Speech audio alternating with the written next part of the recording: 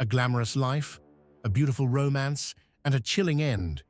The story of Jasmine Fiore and Ryan Jenkins is one of beauty, ambition, and a love that spiraled into tragedy. Jasmine, a stunning swimsuit model dreaming of stepping away from the spotlight, and Ryan, a wealthy reality TV star with a troubled past, seemed to have it all. Yet behind the glitz and glamour, their volatile relationship unraveled, culminating in a shocking crime. In August 2009, Jasmine Fiore's mutilated body was discovered stuffed in a suitcase in a California dumpster. In a gruesome attempt to hinder identification, her teeth and fingers had been removed. However, investigators managed to confirm her identity. Suspicion quickly turned to her husband, Ryan Jenkins, sparking an international manhunt across multiple states and borders. What drove a man, once celebrated as a millionaire bachelor, to commit such a heinous act? How did he evade one of the most intense manhunts in recent history, and did anyone assist him in his escape? This is not just a tale of murder, but one of deception, jealousy, and desperation. A case that forces us to confront the thin line between love and obsession. Join us as we delve into the chilling events that led to Jasmine Fiore's tragic death and the unanswered questions that continue to haunt those left behind. Welcome to the Crime Series. Don't forget to subscribe, like, and share, and let us know where you're watching from. Born Jasmine Lepore. In 1981 in Bonnie Doon, California, Jasmine's life began in a quiet, nature-filled town. Raised by her single mother, Lisa Lepore, after her parents' divorce when she was 8, Jasmine was known for her striking beauty and tomboyish charm.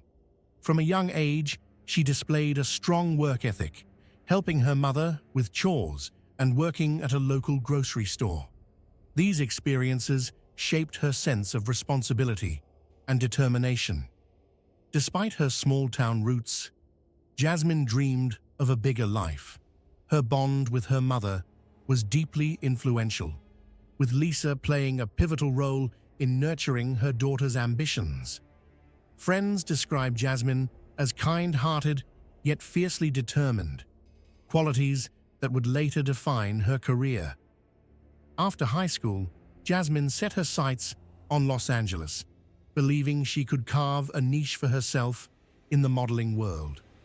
The transition from her tranquil hometown to the bustling city was challenging, but her resilience and charisma helped her adapt quickly. In Los Angeles, Jasmine began the next chapter of her life, pursuing her dreams with unyielding determination. Jasmine began her career as a swimsuit model, quickly gaining attention in local advertisements.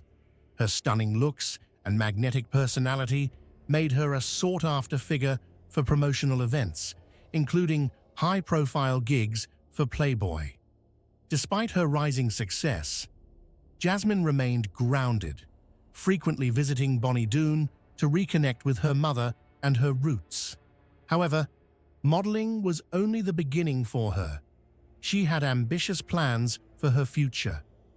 Ever the entrepreneur, Jasmine earned her real estate license and collaborated with a close friend to plan the launch of a fitness center. Ryan Jenkins, on the other hand, appeared to embody charm and success. Born in Calgary, Alberta in 1977, Jenkins grew up in a wealthy and influential family. His father, Dan Jenkins, was a successful architect with investments across North America. Ryan's privileged upbringing exposed him to a life of affluence, shaping his ambitions and instilling a sense of entitlement. Despite the advantages of his background, Ryan's life was far from trouble-free. Described by acquaintances as driven yet occasionally erratic, he excelled academically and pursued a career in real estate development. By his mid-20s, Jenkins had accumulated significant wealth thanks to his involvement in luxury real estate projects in Canada. He enjoyed flaunting his success, mingling with elite social circles and attending exclusive events. However, beneath his polished exterior lurked a darker side, unknown to many in his professional life.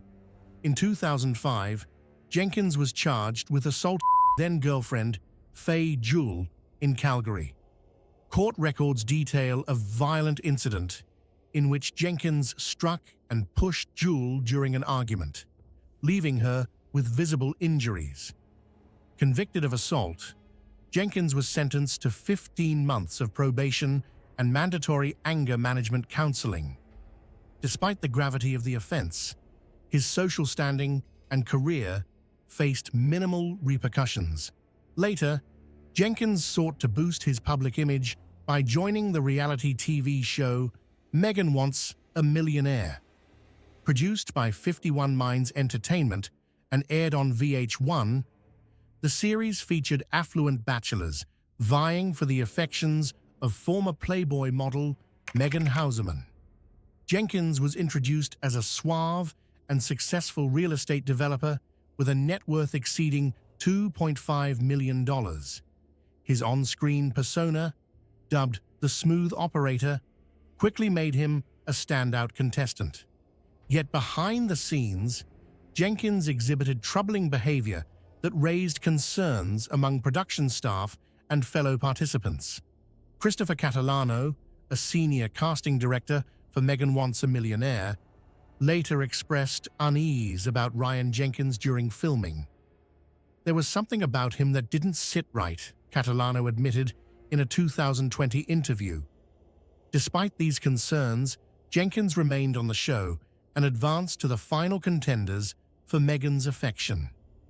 In March 2009, Jasmine Fiore met Ryan Jenkins at a Hawaiian tropic party in Las Vegas. Fresh off his appearance on the VH1 reality show, Jenkins quickly captivated Jasmine. Just 2 days after meeting, he proposed, and the couple wed at the Little White Wedding Chapel in Las Vegas. The whirlwind nature of their union raised concerns among Jasmine's friends, particularly as they observed Jenkins's controlling behavior. Despite these red flags, Jasmine seemed determined to give the relationship a chance, even as early signs of tension emerged. Jenkins, while outwardly charming and confident, revealed troubling traits over time. His impatience and need for control became apparent to Jasmine's close friends, who grew increasingly worried. They noticed Jenkins becoming possessive of Jasmine's social life and career ambitions. These behaviors hinted at deeper issues in their relationship, which would ultimately have devastating consequences. The most alarming sign of trouble surfaced in April 2009, just 5 weeks after their wedding. During an argument at a poolside gathering, Jenkins allegedly struck Jasmine's arm with such force that she fell into the pool. Witnesses, including Jasmine's former fiancé, Travis Heinrich, reported the incident to authorities. Jenkins was charged with battery constituting domestic violence in Las Vegas and was mandated to attend court-ordered counseling. Despite the severity of the incident, Jasmine decided to give Jenkins another chance, clinging to the hope that he might change. Her friends, however, noticed a shift in her demeanor. She became more withdrawn and less enthusiastic about her marriage. Jasmine's mother, Lisa Laporte, recalled phone conversations where Jasmine expressed doubts about her relationship, admitting that she felt trapped and unsure of how to leave the increasingly toxic situation. Jasmine's friends believed her reluctance to leave was fueled by both fear and hope for improvement. Jenkins's persuasive nature often led her to reconcile after their arguments. Financial entanglements also played a role. Jenkins, with a net worth exceeding $1 million, offered a lifestyle of luxury that was difficult to abandon. By the summer of 2009, Jasmine Fiore and Ryan Jenkins's relationship had reached a breaking point. Jenkins left for Mexico to film the third season of I Love Money, a VH1 reality show, aiming to win the $250,000 grand prize. His absence offered Jasmine a brief reprieve from their volatile relationship. During this time, Jasmine reconnected with her ex-boyfriend, Robert. Their rekindled relationship was both emotional and physical, and in July, they traveled to Los Cabos, Mexico, using false names to maintain privacy. When Jenkins returned to Los Angeles in early August, tensions reignited. Aware of Jasmine's ongoing contact with Robert, Jenkins grew increasingly jealous and possessive. On the evening of August 13, 2009, Jasmine and Jenkins checked into the L'Auberge Del Mar, a luxury resort north of San Diego, to attend a charity poker tournament and gala hosted by the Karma Foundation. At the event, they seemed to be in good spirits. However, around 4:30 a.m., surveillance footage captured Jenkins returning to the hotel alone. Jasmine was not with him and was never seen alive again. Hotel staff noticed Jenkins appeared agitated as he entered through a side door, avoiding the main lobby. The next morning, August 14th, Jenkins checked out alone at approximately 9:20 a.m., telling staff that Jasmine had left earlier for errands and wouldn't be returning. Throughout the day, friends and family became worried when they couldn't reach Jasmine. That evening, Jenkins filed a missing person report with the Los Angeles Police Department. He claimed Jasmine had dropped him off at their penthouse on Edinburgh Avenue after returning from San Diego and left to run errands, never returning. However, Jenkins's lack of concern raised suspicions among those close to the couple. Unbeknownst to Jenkins, a horrific discovery had already been made. At around 7 a.m. on August 15th, a man rummaging through a dumpster in Buena Park, approximately 100 miles from San Diego, found a suitcase containing a mutilated body. Meanwhile, Jenkins began exhibiting increasingly erratic behavior. He made several phone calls to friends and family, including his father, Dan Jenkins, who was in Honduras. He informed his father that Jasmine was missing and expressed worry. On August 16th, Jenkins packed his belongings and left Los Angeles. He drove to Nevada, retrieved his speedboat from a storage facility, and headed north toward Canada. As news of Jasmine's murder broke, and Jenkins became the primary suspect, an international manhunt was launched. Authorities in the US and Canada collaborated, and Jenkins' photo was widely circulated in the media. Despite mounting evidence, Jenkins maintained his innocence in calls with family and friends. Jasmine's brutal murder devastated her loved ones. Her mother, Lisa Laporte, publicly described the toxic relationship Jasmine had endured with Jenkins. Friends recalled Jasmine expressing a desire to leave him but fearing his reaction. Law enforcement officials began piecing together the tragic events that had led to her death. Detectives worked diligently to piece together Jasmine Fiore's final hours, focusing on her last known movements. Interviews with staff at the Del Mar Hilton and the Ivy Hotel yielded key eyewitness accounts. Several hotel employees reported hearing loud arguments from the couple's room during the night, supporting the theory of a violent altercation. A breakthrough came with the discovery of Jasmine's white Mercedes-Benz in a West Hollywood parking lot, about a mile from the penthouse she shared with Ryan Jenkins. Forensic investigators examined the car, uncovering significant evidence of foul play. Bloodstains on the seats and traces of hair suggested Jasmine had been assaulted inside the vehicle. Additionally, mud and grass on the undercarriage indicated the car had been driven off-road to a secluded area. As forensic evidence mounted, suspicion against Jenkins deepened.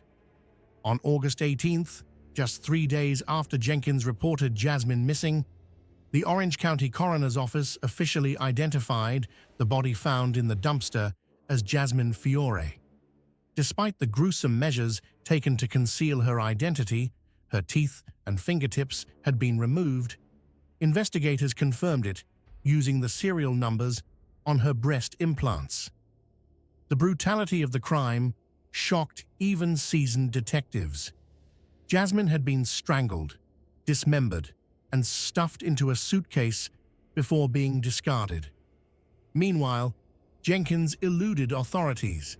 Police contacted him for questioning on August 17th, but he claimed he was en route to Canada for personal reasons.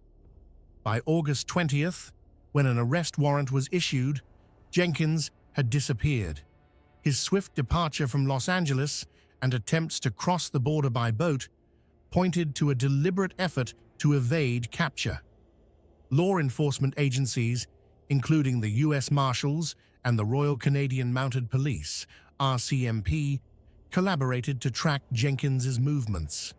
His father, Dan Jenkins, was reportedly living in Honduras at the time, raising concerns that Ryan might attempt to flee there. However, the immediate focus remained on the Pacific Northwest, where Jenkins was last spotted on August 19th. Witnesses reported seeing a man matching Jenkins' description piloting a boat toward Point Roberts, a small Washington exclave bordering Canada. Despite intensified search efforts, including Coast Guard patrols and coordination with Canadian officials, Jenkins managed to cross into Canada undetected. The investigation expanded to include Jenkins' family and associates. Authorities questioned his half-sister, suspected of assisting in his escape. Records revealed that the silver PT cruiser Jenkins used to travel to the Thunderbird Motel in Hope, British Columbia, was registered to a relative, further implicating his family in his flight. Although Ryan Jenkins had successfully evaded capture, law enforcement remained resolute in their pursuit of justice. Public pressure on authorities intensified as people demanded accountability for Jasmine Fiore's brutal murder. On the evening of August 20th, Jenkins arrived at the Thunderbird Motel in Hope, British Columbia, a small town in the Fraser Valley. He was dropped off by a young blonde woman, driving a silver PT cruiser with Alberta plates. Witnesses described the woman as composed, calmly paying for a 3-night stay in cash before leaving Jenkins at the motel. Jenkins checked into room 2, where he kept a low profile. The motel manager later recalled that Jenkins seemed anxious and exhausted, avoiding eye contact and remaining mostly confined to his room. Over the next 2 days, he was occasionally seen wandering the motel grounds, appearing increasingly disoriented. Witnesses noted his disheveled appearance and how starkly it contrasted with the polished image he had projected on reality TV. On August 23rd, when Jenkins failed to check out as scheduled, the motel manager became suspicious and entered room 2 to investigate. Inside, he found Jenkins's lifeless body hanging from a belt fastened to a cloth rack. It appeared that Jenkins had taken his own life, likely overwhelmed by the pressure of the manhunt and the looming consequences of his crimes. No suicide note was found at the scene, but investigators later discovered a document titled Last Will and Testament on Jenkins' laptop, dated August 20th, the day he checked into the motel. Jenkins' suicide abruptly ended the international manhunt, bringing a tragic close to a case that had captivated public attention. While authorities were relieved to resolve the case, many questions surrounding Jasmine Fiore's murder remained unanswered. With the primary suspect gone, investigators could only reconstruct the events through circumstantial evidence and witness accounts. The case left a profound impact on both sides of the border, sparking conversations about domestic violence, reality TV casting practices, and the importance of rigorous background checks. For Jasmine's family and friends, the end of the manhunt marked the start of a long journey toward healing and seeking justice in other forms. The tragedy prompted significant changes in the entertainment industry. Reality TV producers introduced stricter background checks for contestants, ensuring individuals with violent histories would not be cast. Mark Cronin, co-founder of 51 Minds Entertainment, publicly expressed regret over the incident and emphasized the need for greater accountability in casting decisions. If you appreciated this story, like, subscribe, and turn on notifications to join our growing community. Your support keeps us creating.